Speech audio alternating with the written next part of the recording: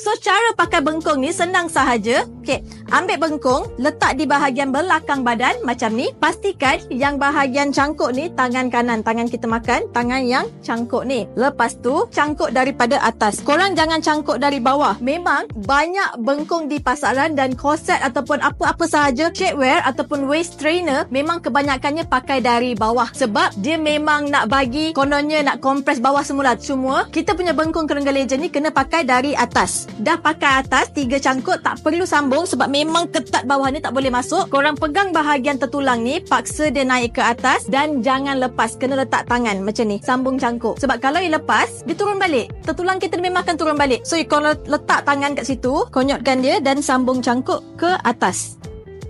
Macam ni. Lepas tu barulah pegang bahagian kiri kanan tertulang. Tolak dia, nampak ni. Masa kita tolak ni lah, dia akan kompres dan menekan bahagian perut kita. Yang mana ada besar di bahagian bawah perut, yang mana ada lemak berlipat-lipat tu, lepas pakai bengkung, dia akan menekan dan kompres bahagian-bahagian tertentu untuk menyorok korang punya babat-babat tu. So sekarang ni baby dah pakai bengkung Kerengga Legend size SM.